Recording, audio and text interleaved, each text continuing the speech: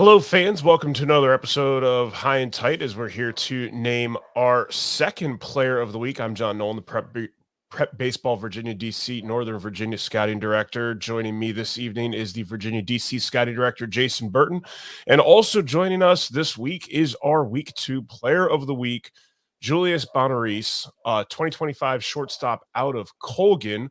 So a congratulations to Julius as our second player of the week. Jason, you were out and saw him this week in the game that got him these honors. So why don't you go ahead and take it away from here? It was cold. It was definitely cold. Didn't seem to affect Julius. 3 for 3 on the night. 5 RBIs, 3 runs, 3 stolen bases? Am I right? Yeah. I know first at bat you walked, and then swipe second, and then swipe third. I forget the second at bat. Singled in the second at bat. Went to left center, and then infield single in the third at bat. And then I'll be honest with you, Julius. I got in the car and headed south. It was like 6-0.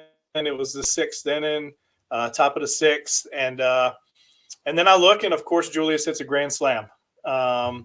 So obviously y'all were facing a solid senior arm in Aiden Ellerts at Woodbridge, and you kind of sparked the offense early and kept it going. Take us through your approach at the plate, whether it's versus him or just in general. Well, I've played with Aiden Ellerts since I was probably like 6 years old. So I grew up playing with him, and I know he likes throwing his curveball. His curveball is like usually his best pitch. So first at bat, I walk, and then second at bat, I usually sit fastball. So I'm sitting fastball, but I know he has a great curveball. So second at bat, he gets a fastball on me, I foul it off. So then second pitch, I know he's coming with a curveball. So I'm sitting on that, and then it's a really good pitch. He throws it kind of low, sit back a little, and I drive to left center for a double. And then third at bat, he got me good. I think it goes 2-2. I hit a single up the middle. And then last at bat, I'm sitting fastball. It's bases loaded. I'm just thinking I got to elevate it and swing hard. And then, I just poked one out, and it was amazing. Elevate to celebrate, right? Yeah. No, but in the video, Nolan, run that video again. You can kind of see that back leg, just kind of sitting that back leg a little bit. You can tell it was a ball down. From the open side, sometimes it's tough for me to see what the pitch was. Made a nice little run through there. Lost your hat. But got a lot of hair. You can see you kind of – yeah. Hey, you got to live with the flow, right? Yeah. Salads where it's at. Pull that off. Yeah, I was about to say, I don't know that I've cut this in weeks. But no, the approach looked really good all night. Moves really well at short. So it was a really good early season look for you. Now, kind of moving on to the next topic, what would you say, like obviously the athleticism and the ability to stay in the middle and stuff like that is kind of there. It looks natural for you. What would you say kind of biggest contributor for you as far as getting to where you are now? You said contribute to what? Yeah, like what would you say is as far as like your work and what you focus on that has contributed to your success? Honestly, I would say speed. I would say I do like agility and running stuff.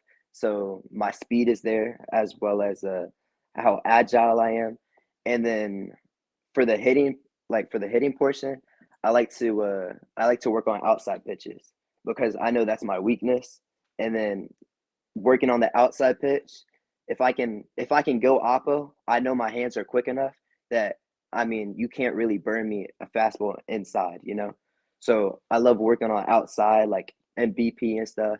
And then again, I just I work on like my agility and footwork and stuff like that. Well, I think, kind of to that point, I would definitely agree, like moving to the next, I guess, small thing that we wanted to talk to you about.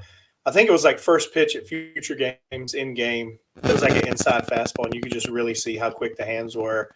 You turned and burned on that fin. It was foul, but you got to it with ease, and it's the upper 80s fastball, and you really got to it pretty easy. Give us just a little tidbit about your experience at Future Games. I mean, Futures Games was amazing. I'm not gonna lie. It was great, facing all the different players from, around like the US and stuff like that.